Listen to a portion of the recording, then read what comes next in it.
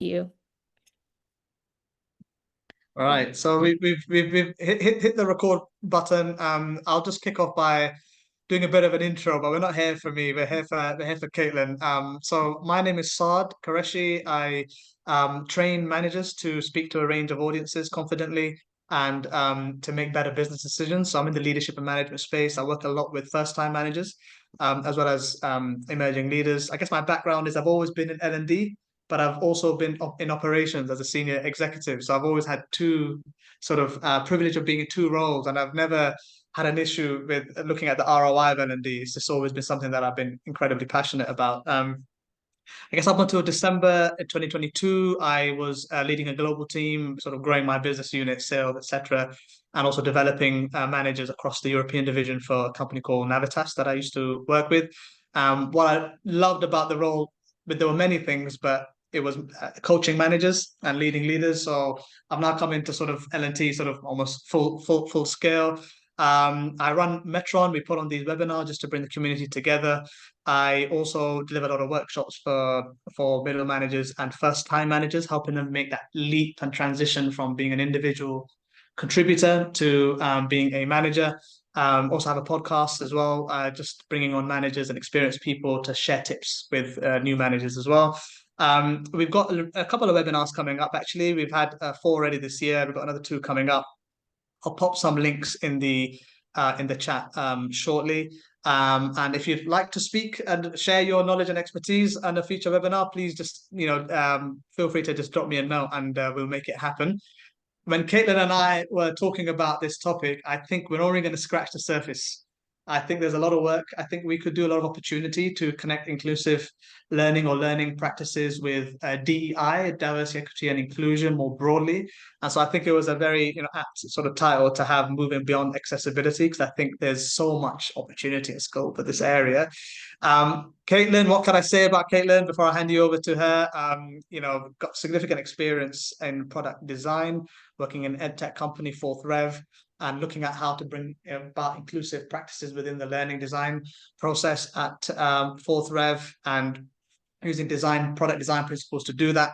But also has a background, obviously, I forgot the doctor, Katelin Wall, background in teaching and tutoring and building cultural competence of learners. And so now bringing that together.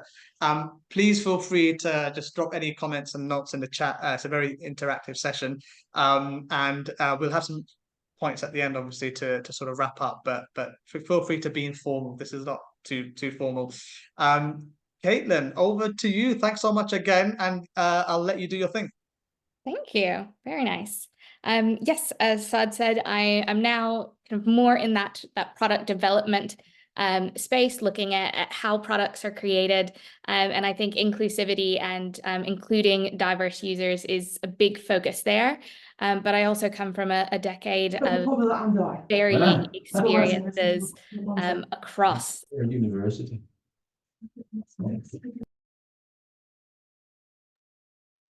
Oh, you've gone on mute. Sorry, Katelin. There we go. Apologies, a little tech glitch.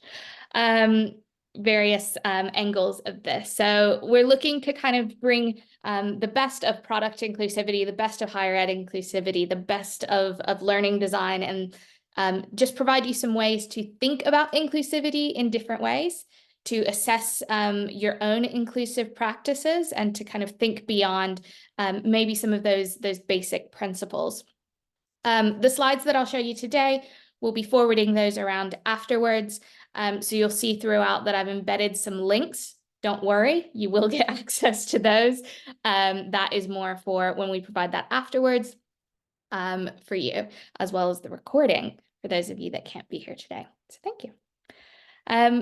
So we've changed this from a typical webinar where I speak at you and then there's a kind of formal staid Q&A to something a bit more inclusive in that sense. So feel free throughout to raise your hand, to put things in the chat for us to discuss. It doesn't have to be a session where I do all the talking and then there's a formal Q&A, but we can inclusively bring in those voices throughout. Down at the bottom of your screen, I'm sure most of you will be fully comfortable with Zoom, but those that aren't, there's a button at the bottom called chat. If you click that, it will bring up a sidebar where you can type. You can choose to share your thoughts with the group.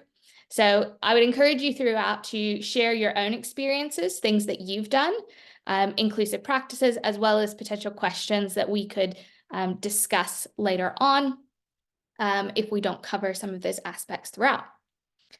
So one of the things I would like to start with is thinking about where you are now. We all start somewhere. And so think about the things that you're currently doing to make inclusive or accessible experiences. So feel free if you would like to share by raising your hand and unmuting, or feel free to drop in your chat some of the things that you're currently doing. That might look different across whatever your role is, if you're in a more formal L&D space versus another area of the industry. But I'd love to hear some of what you're doing currently in your space.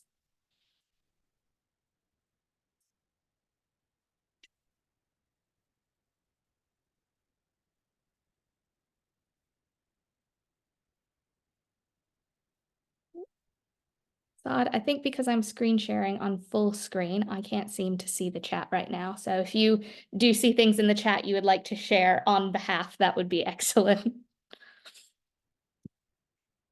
Yeah, I'll point that out. No worries at all. Perfect. So I'm going to give people a few minutes to think about that. We're going to come back around to it. So I'm going to move on while you've got a bit of thinking time, a bit of typing time.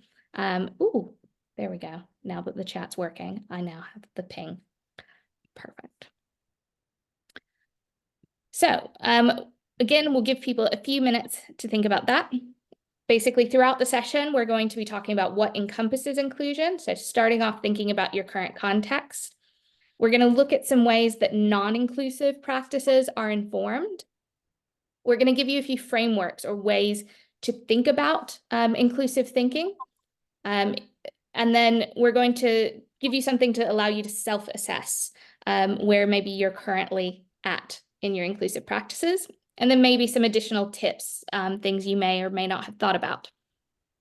Just as a note on inclusivity, I will be using the term inclusive in many ways. Some of those are going to look different based on the framework, and that should be the key here, that we're providing a holistic perspective of what inclusivity either is or can be. And so that's why that term will be used in different ways. So this is great. We're seeing some things here: active listening, being present, open-ended questions, I think is a great one. Giving people the chance to share and reflect. Working with dyslexia, ADHD, and different demographics of people. Online essentials, alternate text, yes. For those that may or may not know what alt text is, that's for whenever you have a picture and you essentially provide a description of it, so that if you have a screen reader or things like that, it will pick up the image and describe it to people who may not be seeing or experiencing it in the same way. Looking at about accessibility from the user's point of view, contrast, language, things like that. Those are all really great inclusive practices for us to start with. So thank you for adding your thoughts. So this first framework I'm going to share with you is essentially the 6 E's is what it's called. I've adapted this for our context today. So the way that is unmuted if you don't mind. Thank you. So this is adapted for our context, but the E's are not my making. One thing I would encourage people always to think about whenever it comes to these frameworks is it's not about memorizing. I'm not going to give you a test later as to what the 6 E's are, and you're going to have to repeat them back verbatim. The key here is not to know everything. It's to know where to access things when you need them. So I would encourage people to revisit these in whatever your context looks like later, whether that's developing a new experience, whether that is reflecting on an experience or a product that you've created, a presentation you've given. it's a good chance to think proactively about the ways that you can be inclusive and to also engage reflectively after the fact. So let's talk through what these 6 E's might look like. And essentially here, we've given a pie chart to show that this should give you a holistic perspective of inclusion. We're looking to add these pieces up. And depending on where you are in your process, you might do more of one thing or more of another. It's not an equal split between all of these things. It will be fluid. It will change. It will evolve. And that's the point. So if we start a process and we're starting at the beginning, engage is typically where we'll start, that activation of sorts. So thinking about how do we engage individuals at all levels in inclusivity. If we're looking at learning and development initiatives, especially, we're going to start with some goal setting. What are our goals of what we're intending here? What are the outcomes that we're looking for? And who does that involve? I think a lot of L&D initiatives, they start from the top and they work their way down, right? We've got senior leaders that decide this is the thing that needs to be done, the thing that needs to be learned across our platform. Cybersecurity is a great example of top-down learning and development. We decide our people need to know about cybersecurity for a business purpose. That is kind of the kind of impetus to why we're learning something in a corporate environment. But you, as a manager of L&D, get to think about how are you engaging people at different levels? How are we finding initiatives from within? How are we engaging people that don't normally get to come up with those ideas or identify areas of growth? How are we making sure their voice gets heard in that stage of the setting? How are they involved in understanding what the goals are, how we're setting them, what our metrics look like? Alternatively, at that top level, it's not just a top-down mandate that other people need to know things, but how are you getting those top-level individuals engaged in demonstrating, mentoring, showing that they are also engaged in the learning and the development and the growth? So that's one of our key pieces here. And ideally, this starts at the beginning of the process, right? But maybe you're right now somewhere in the middle. You've already been given an initiative. You're already in the development stage. And maybe this has just made you realize, I didn't engage people. I was given a task and I started to run with it. We started to create with it. It's okay that you look back and you go, I need to now look at the people who need to be engaged in this. The next step is equipping, looking at the resources or knowledge that you're providing and how that is going to allow people to be more inclusive. So look at your tools, look at your structures, look at the processes around what you're doing, and think, what do people need to know? What can I provide them? How am I equipping them to take control of their own learning, of their own growth? How do I embed these practices throughout? In terms of equipping, there's a lot of great resources out there today. Some of these, like I mentioned, are going to be included throughout this presentation. You'll be given the links afterwards as we circulate these materials. But I would encourage you to look outward at what resources are available as well. There's many that are out there. And they're all going to provide their own unique take. So again, engaging with those, deciding what you need that suits your content. The third thing we want to do is look to empower people. How do we elevate diverse team members to be involved and to have influence? So I think one of the complaints we will hear across the workforce is whenever something is mandated as an outcome, but people aren't empowered to get involved. The decision maker decides something without understanding the process. And that's something we never want people to feel when it comes to having a voice, especially in their learning and their growth. So we want to think of what are the different ways we're empowering people to elevate their voices. For example, today, this is a good example. Some people may be more comfortable with their camera on. Some people may be more comfortable with their camera off. Some people have no problem, throwing their hand up, unmuting and talking to a group, whereas other people might be more comfortable in a chat or in an anonymous setting. So thinking about the ways where before a session, for instance, you can ask people to submit questions so that they have time to think about it or to submit anonymously. Providing an avenue afterwards for people to connect and follow up. Learning is a process.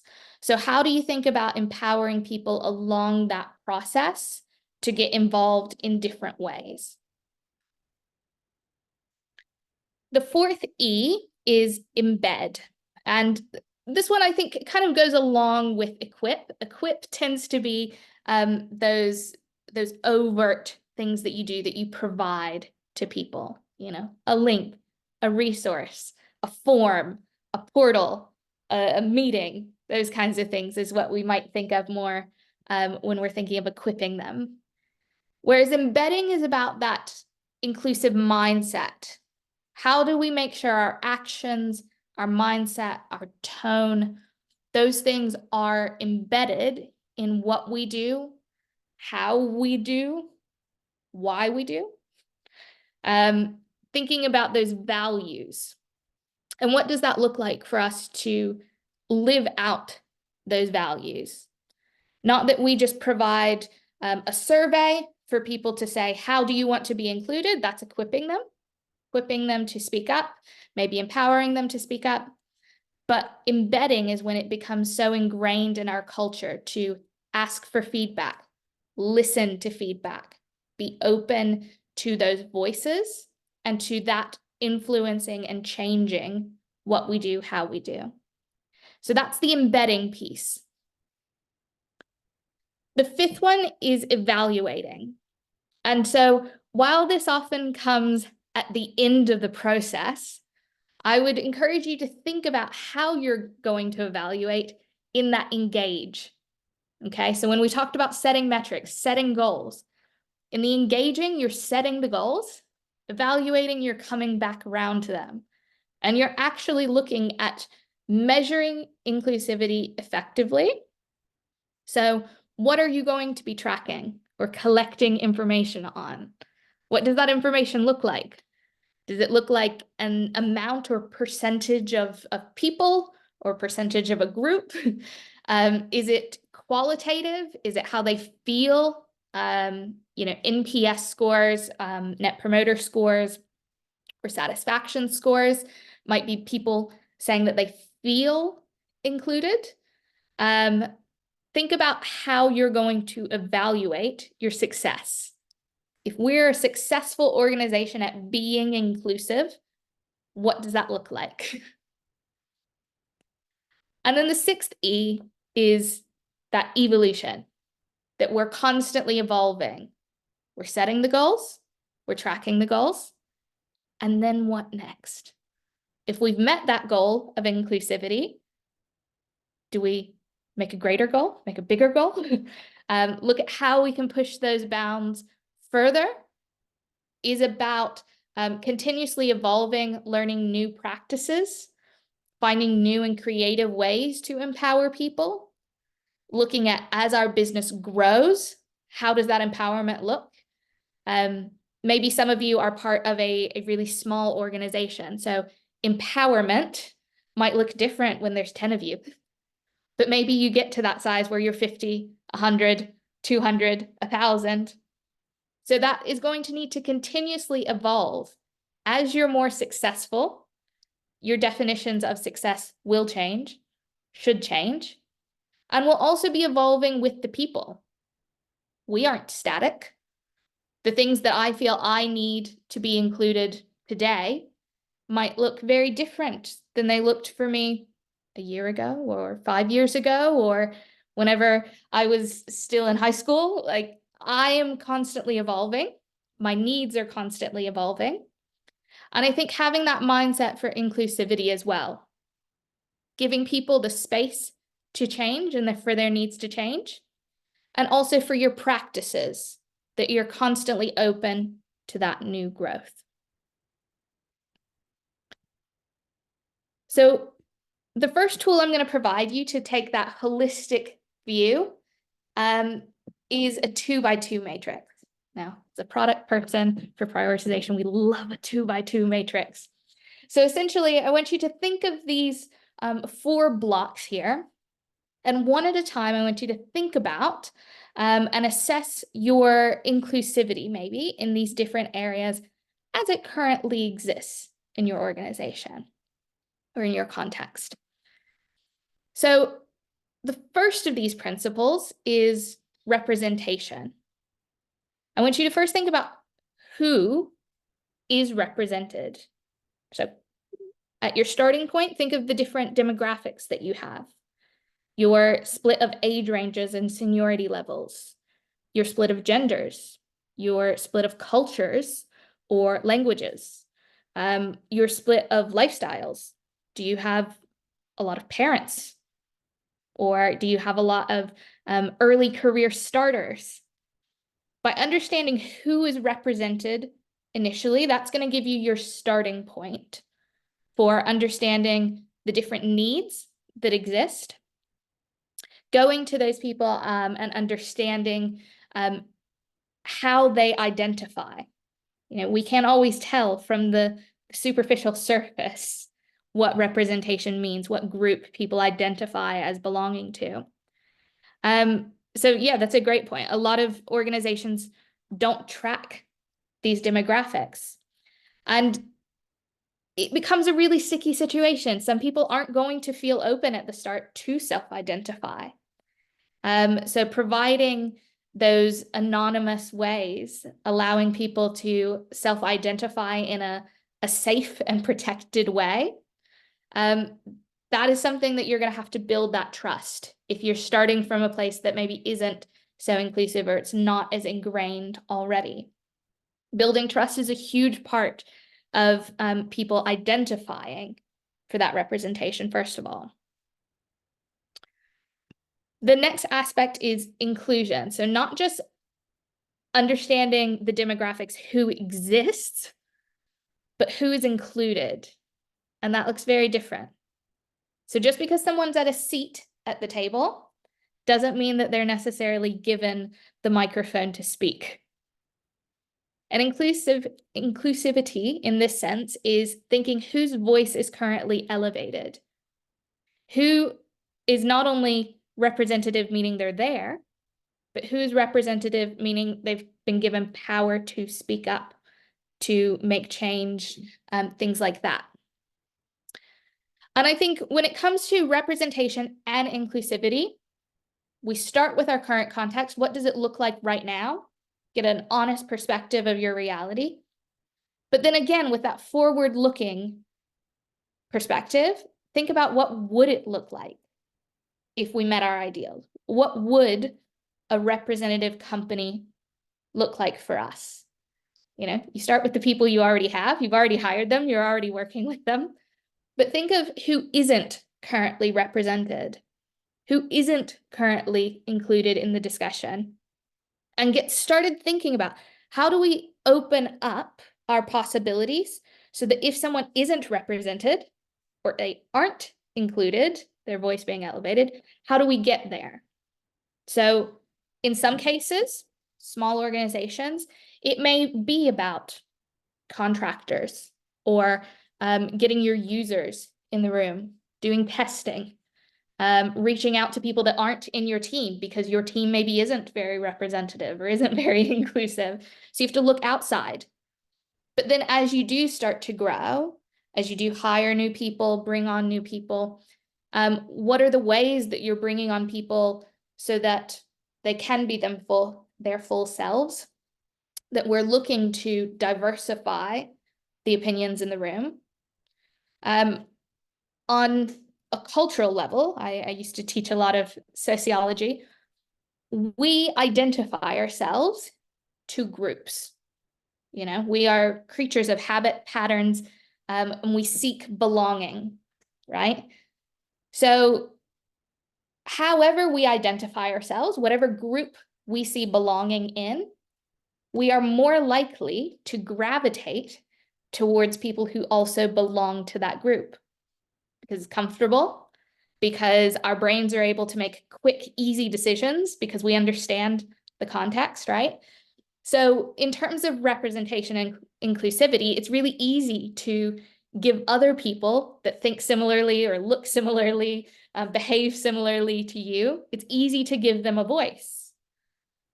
It's easy to choose people that represent the group that you are represented by.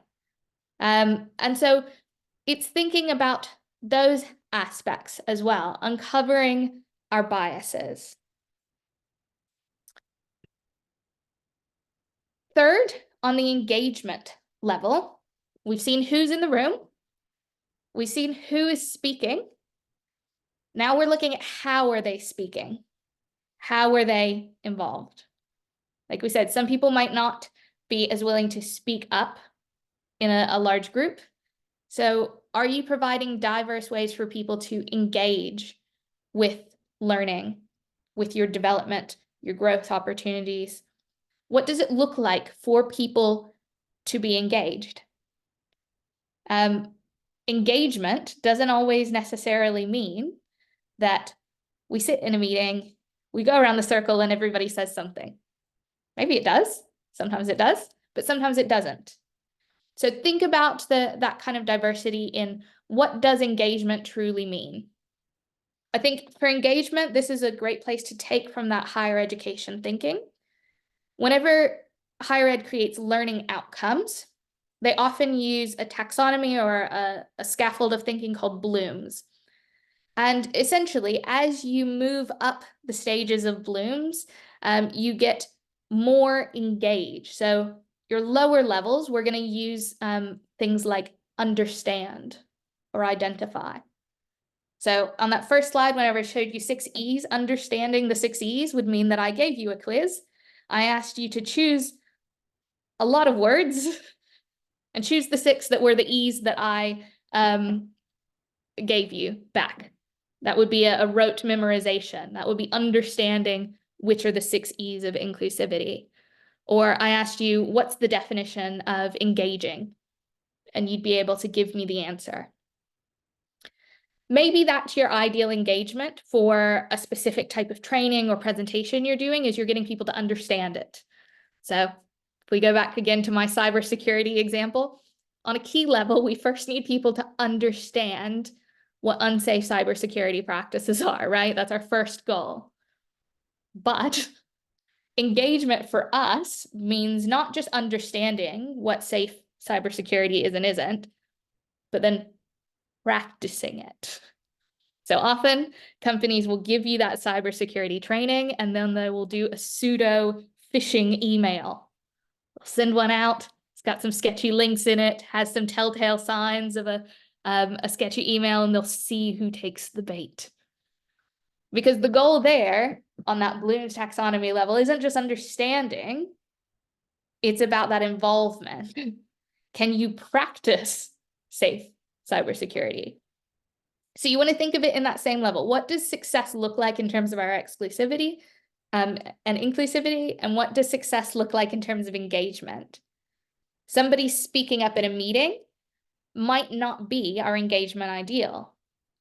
Maybe it's other forms that look different to them, tailored to them. And then the fourth kind of quadrant here of our inclusion is impact. What impact does or can inclusivity have on our learning and development goals? So by creating a more inclusive practice, what is that going to look like? And so as you do this, I think we can think of it like a funnel. We all have to have a starting point, right? And I think some people don't create more inclusive practices within their organization because it feels so intimidating at the start, because they start looking at this top level, our ideal state, you know, never offending anyone, being inclusive of everyone, having representative users everywhere. And I think sometimes it's about assessing where we are and taking those small steps in that evolution. You know, how do we start where we're at and build? So essentially, when starting, we want to make sure, first and foremost, that our practices aren't exclusive, that they don't purposefully exclude. And by doing those things to not exclude people, we come to our inclusive minimum. So those might be the things like somebody mentioned earlier. We'll use this in the context of presentations here. Good color contrast. If I had used this screen color that I've used and used a light font as well, a yellow font, for instance, you probably wouldn't be able to see it very well. And that includes people with good vision. People with varying spectrums of vision, it would be even harder for them. So the inclusive minimum is making sure my font is large, making sure my font is readable, not using one of those super calligraphy fonts. That's my inclusive minimum. I can do the basics. I'm already doing things. Just making them slightly more inclusive. And then when we come to this next stage, this inclusive moderate, I think that's where a lot of us will be moving. How do we move beyond just doing the basics, that accessibility piece? How do we move into that inclusive moderate? So some things we've done today, you've got options for captions at the bottom of your screen. You can use those. We've turned on our AI summary so that we're producing a transcript. Those are some things that are that inclusive moderate. So these are things that you can provide people as alternatives. They haven't cost me any additional time, money, effort, a few button clicks, but all of a sudden we've elevated that inclusivity. Even things like at the start, if you notice, I gave a caveat that you'd be getting the slides ahead of after the fact, that they would include the links for you, and that we were going to be using inclusivity in varying ways. So that is also a good way. Preempting things before people have that need to expose themselves, ask for things. What are some additional resources you can provide them that might make their learning easier or more engaging? And I think Caitlin, there's a quick question. So sorry to interject over there. There's a really interesting question. If people are introverted, how can we support them in their learning? Perfect. That was a perfect segue. I think that is that piece where we're starting here in that moderate. What are some ways introverted we can either make proactive ways? So before people have to ask, are we thinking about things that might make people feel more supported? Thinking about the ways they might be more comfortable. So providing options for people, things that we deem are still meeting our goals. So attending this session, for instance, that is maybe meeting a goal. If this was an L&D session and you said you need to attend, people showing up and attending, engaging in some way, maybe that is our goal. But by providing you options, I've offered you to do questions in the chat, to raise your hand. What we've now done is we've provided that ability for someone to choose what's most comfortable for them. And for introverted individuals, that in and of itself is great. Knowing that we've removed the stigma and we've encouraged them to participate in whatever way is comfortable for them, providing several alternatives that all meet our goals. So I think that is initially a way. I think in terms of Zoom, our culture generally has gotten much more open to video meetings. This is a great way of increasing inclusivity for people with disabilities, but also those with personality preferences like introverts. If you had told me that I have to trek my way into London and show up at a conference center, maybe I would have felt very different about the session than I can show up on my lunch break in my living room as I am, those kinds of things. So I think options are a great way proactively if you don't know who your user is, but also asking them and not asking them on a big stage. If you've got introverted people, I would say one of the biggest things you can do is pay attention to who isn't speaking. If you have a large presentation, you've got a group of people, someone isn't speaking, go up to them on break or after the session and without a lot of pressure say, what did you think? Or, was there anything you think I could have done differently? Providing them with a low stakes and low attention in that social setting for them to speak up in a way that is heard and is valued. So I would say those are the things that are moving us then from that moderate to that ultimate ideal, because we're providing options, we're providing many different ways of engagement, we're allowing people to engage on their own time or synchronously if they like the live interaction.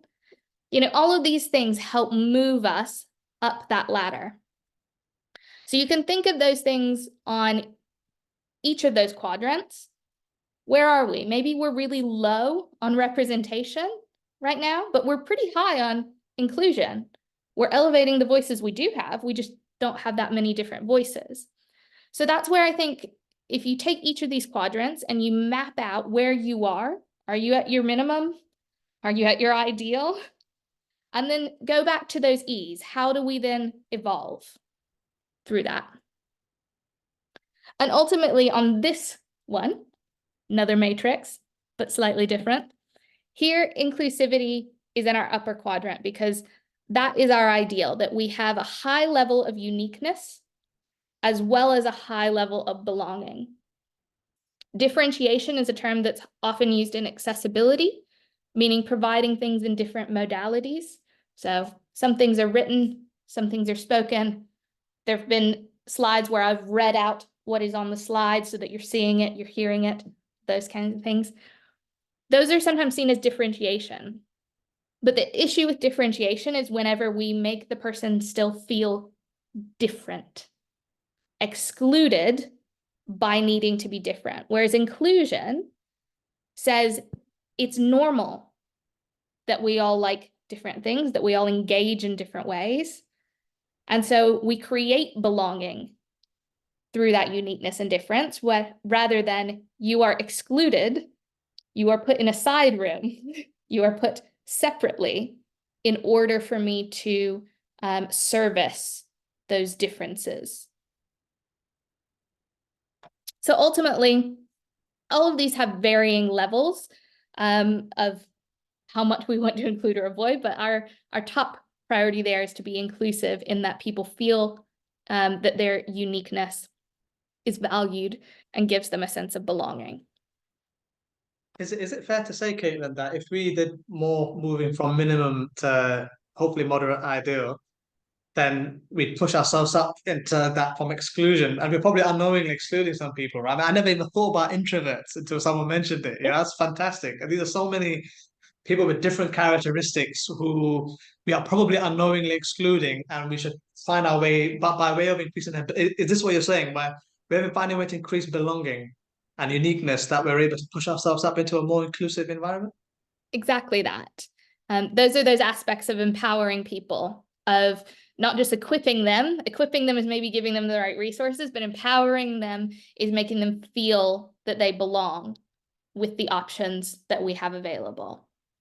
So that's a great way of looking at that from a human level, not just what we're doing, but how it makes people feel. That helps us move up those levels and those stages. So at the start, we saw some really good ways that you're already including people. But now that you've thought about where you might be on that kind of pyramid, exclusive practices up to our ideal, I want you to think about, and feel free to add in the chat if you're willing, what are some barriers that you might be facing that has or will stop you from being able to move up those scales? So if you're saying, okay, currently my organization is probably a minimum. We're not doing exclusive things, but we're not reaching our ideal. Think about what are those barriers that you're currently feeling. Yeah, I think that this is a great point. So there's a difficulty making people watch a recording, feel as engaged as people who are at the live session. We can assume they want to be watching the recording instead. So I think assumptions are a great piece of this, that line between what is conscious and subconscious, our own bias in that sense, you know. Time is a big piece there. So attending sessions, that's maybe a reason we think that someone might prefer a recording over a live session, that we've got a time barrier. In large or global organizations, time can be a big aspect. Maybe you've got different people on different time zones. So getting everyone into a room all together, all engaging, that can be quite difficult. But what happens if you aren't sure people have watched the recording, or people watch the recording, but because they're not in a session where I can call on you and ask for your opinion, you then see lower levels of engagement. Those are all kind of concerns potentially that might be a barrier for us. Time is a huge one, Sad. Yes. Some of these things can take time. You're right. You know, some of them are quite simple. If I'm already creating a presentation, I'm already choosing a font, choosing one that's easily readable, that's a pretty easy. That's why it's our inclusive minimum, okay? Because we're already doing something, we're just making a better choice. Whereas other things might be quite difficult. So if we go back to that above, how do we create pathways for engagement? Do we set up a Miro board where people are able to drop their ideas in the session, but we also expect people who watch a recording to also participate? And then maybe we have a post on a communication channel or a weekly newsletter instead, giving a recap of those different perspectives. That's a way of including people, but it takes time and it takes effort, because it means you've got to create something ahead of time. It means you have to monitor it afterwards. It means you have to follow up. So I think time is a big barrier for us. And oftentimes it's a conscious choice. I choose something that's less inclusive because realistically, I have limited time. And I think that that's a reality we have to acknowledge. We all have hard jobs. We all have limited time. So we need to choose the most efficient ways, but we also need to balance those against effectiveness. How are we reaching those goals within the resources we have? I would encourage you to confront those conscious things: time, resource, you know, having access to certain resources, certain training programs, certain tools. Some tools are now paid for. All those things can be really conscious barriers.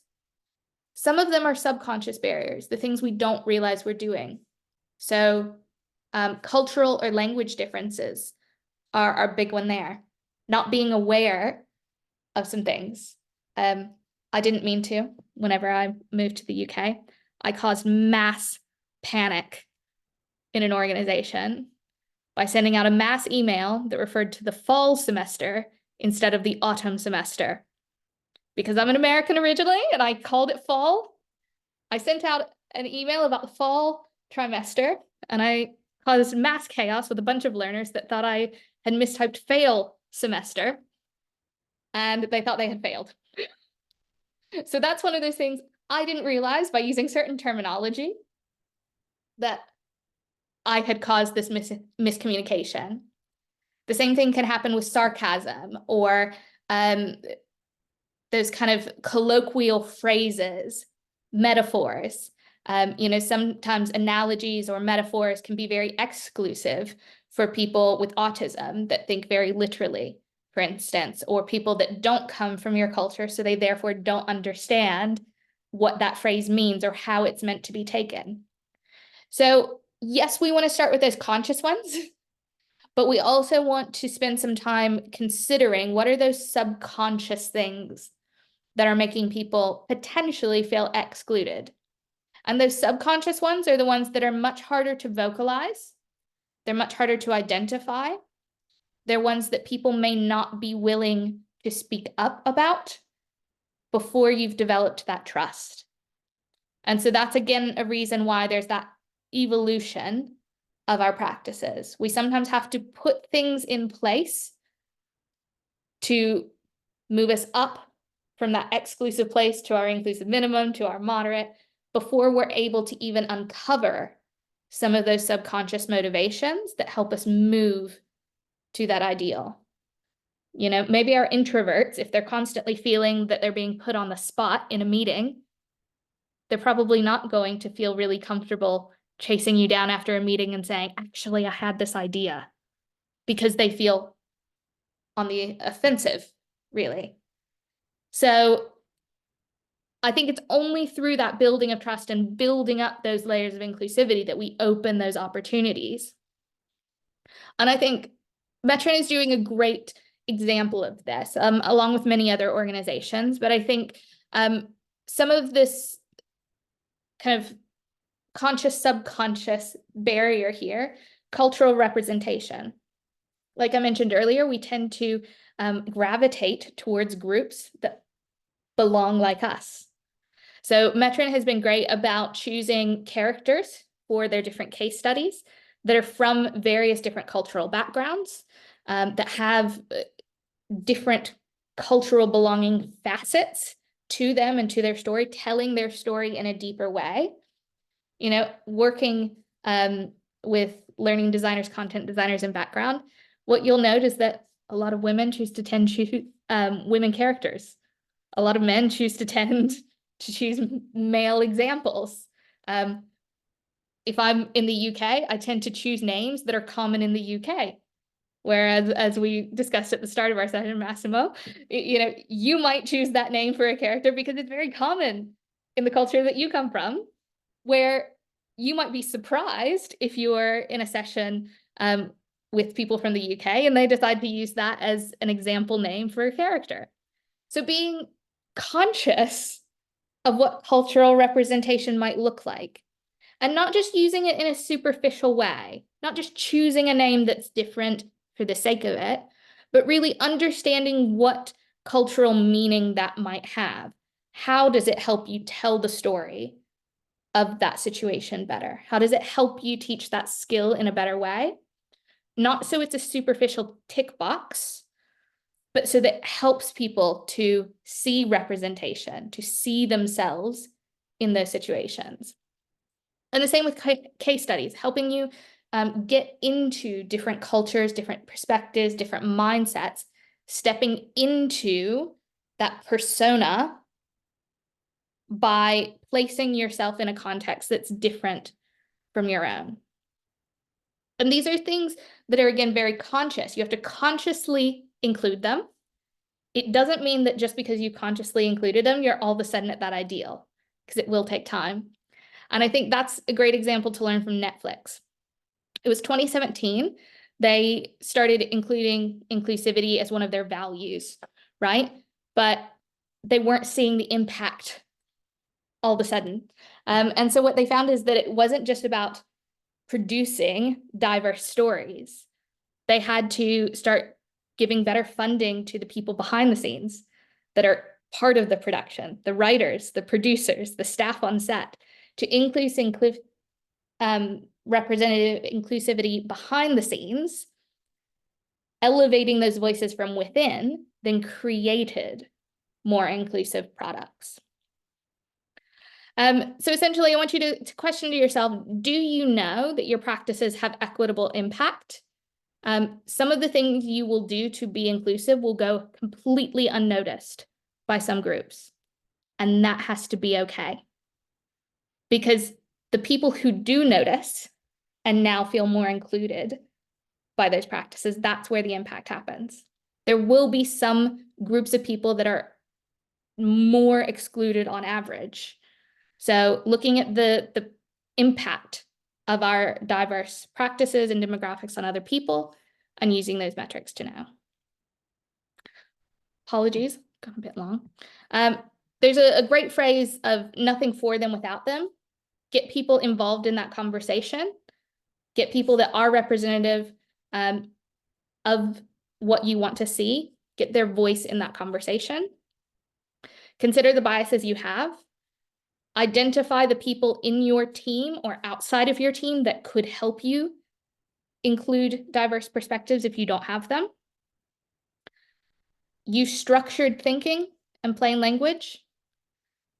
If a framework doesn't work for your context, throw it out or adapt it. Frameworks are only so good as they are useful to your context. Don't be a slave to frameworks if they don't serve you.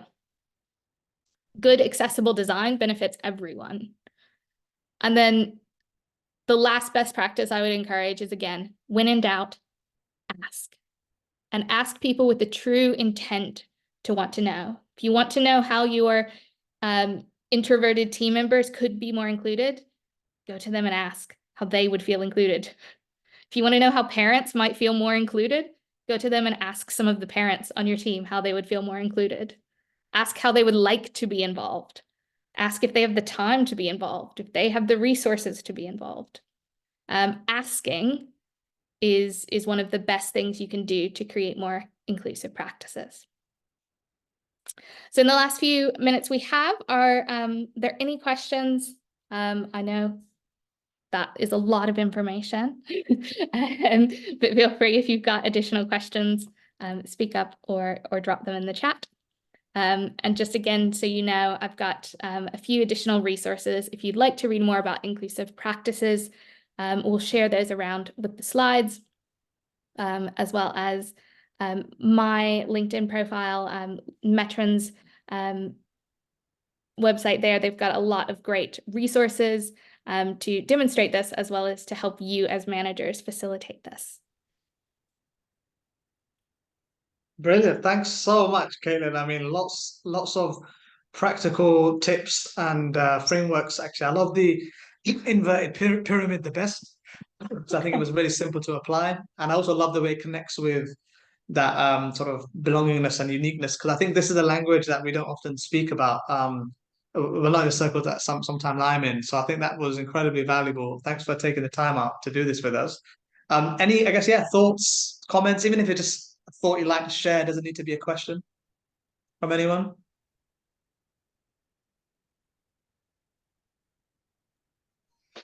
I have a question. So you first saying that because we tend to gravitate towards people that are similar to us, and one of the best ways to keep in asking to be understanding inclusivity and try to learn from that. Can it not be possible that you became kind of excluded? You know, let's say if I'm going to a meeting and there's a group of people that I feel I'm more connected to, I will tend to stay there. So I have to force myself, which is again something which I'm not willing. Maybe I'm scared, whatever. And I do to know someone else or to engage with someone else to learn and be more inclusive. But I can myself find myself excluded in the group. So who's going to be reach me out from that? So it's a kind of like a dog catching the tail in a way. I don't know. Yeah. I'm kind of be explaining my question a bit wobbling, but hopefully you got it. No, I think you're right. Anytime you're putting yourself out there, making yourself vulnerable to, as I call it, be the change you want to see in the world, it feels very exposed. And I think that if we go back to that beginning, how do you engage different voices? So maybe before you go into that meeting, can you say to the people you are comfortable with, look, I'm looking to do this thing. I want to see more support of this. Like, will you help me?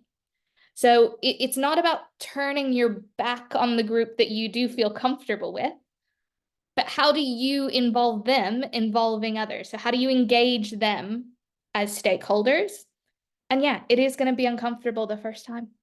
There probably isn't a way around that, and I probably don't have any other advice for that. It will be uncomfortable the first time, but it's worth it in that long run. It's only how you build the culture is through being the person willing to be uncomfortable the first time.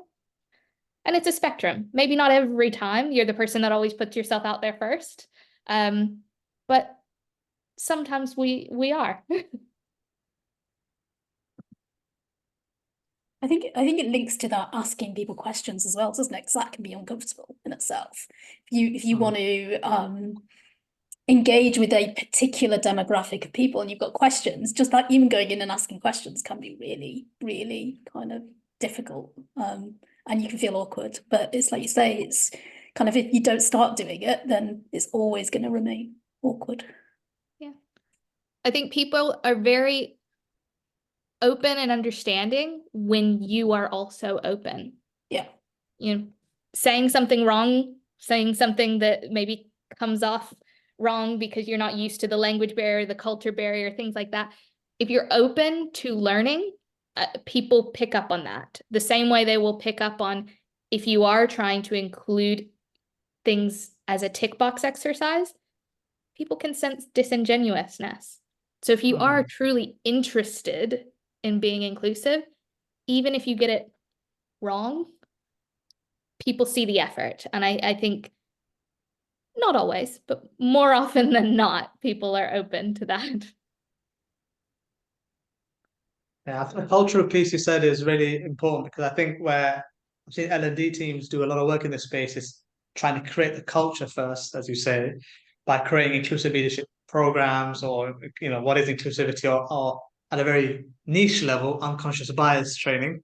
When you then extrapolate this, which is what I think you've kickstarted for us today and provoked us today, is how do we bring that into a broader sense of L&D and moving beyond accessibility, as the title suggested? I think it's hard, and I think sometimes doing both in parallel is okay. But when you've not got an inclusive culture overall, like Netflix, I love that example you gave of Netflix. It's difficult then to try and do it in L&D, because you're trying to make something real that actually hasn't really been prioritized yet in an organization.